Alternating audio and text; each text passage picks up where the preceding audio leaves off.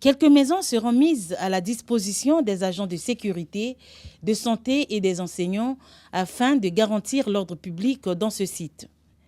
Le site de Kintélé dispose également d'un centre de santé et d'un complexe scolaire allant de la maternelle jusqu'au lycée avec en son sein 1340 apprenants et élèves, dont 576 à l'école primaire.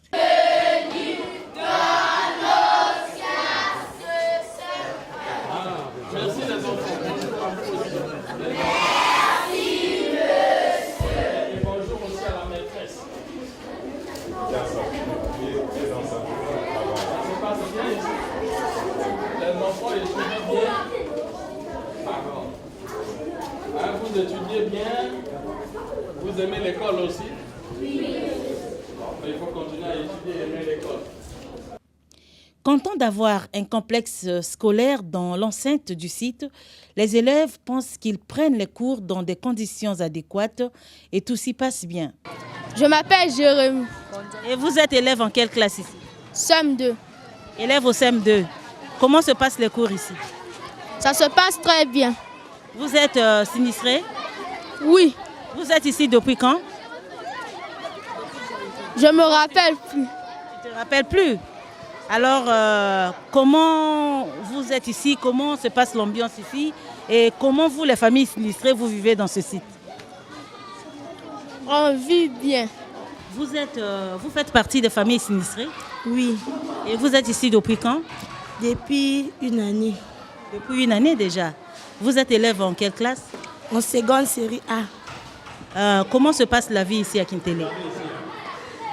La vie ici à Kintélé, c'est bien, ça se passe bien. Et comment se passent les cours ici? Ça se passe un peu bien. Avant, il n'y avait pas les profs, mais maintenant, je constate que les profs commencent à venir nous donner les cours.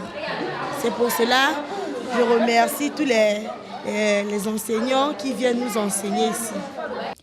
Ce complexe scolaire ne reçoit pas seulement les élèves qui vivent sur le site de 1000 logements, mais aussi les élèves venant des quartiers environnants. L'établissement n'a vu que ses portes ouvertes le 6 janvier. Les premiers enfants que nous avons abrités, c'était les enfants du fameux sinistre du 4 mars, qui sont même dans le site. Et à côté de ces enfants-là, on a eu à prendre d'autres enfants. Et c'est comme ça qu'on fonctionne. Et précisément les enfants de quel quartier? Bon, dans l'enceinte même du site, on a récupéré ces enfants et les enfants qui sont dans les quartiers voisins. Parce qu'au niveau de Kintélé, on nous a dit que nous avons 3 quartiers. Il y a Kintélé Fleuve, Kintélé Village et le nouveau quartier là où nous y sommes. Et comment se passent les cours ici?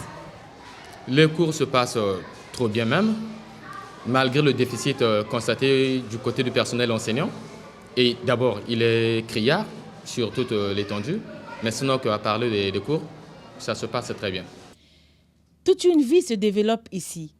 Le site de Kintélé est animé par de petits commerces et les tenants de quelques débits de boissons, ce qui ne laisse pas indifférents les passants en bref séjour sur ce site. Nous sommes venus tout juste pour la formation des enseignants, ou encore que nous appelons dans notre jargon des animateurs d'alphabétisation, qui ont un centre ici, que nous devons donc leur apprendre à encadrer des adultes, voire des jeunes déscolarisés. Et le site est bien présenté. C'est vrai que les travaux ne sont pas encore achevés, mais ça montre déjà que c'est beau. Nous avons même visité le domicile du responsable du centre d'alphabétisation. Nous avons regardé, effectivement, c'est quand même de beaux bâtiments. Ils sont quand même assez bien logés, très bien logés, je peux même dire. Et là, je crois que on nous a dit qu'il y a un grand nombre aussi de bâtiments qui ne sont pas encore occupés. Certainement, c'est pour cela qu'ils viennent les déposer. Mais je crois que le cadre vraiment est très beau pour le moment. Oui. Que dites-vous aux sinistrés qui préfèrent rester dans les tentes que de venir ici alors qu'ici il fait bon vivre? Vraiment, il n'y a pas match, comme on le dit, entre la tente et les logements que nous voyons là. Vraiment, ils doivent rejoindre ces bâtiments. Oui, c'est ça, je crois.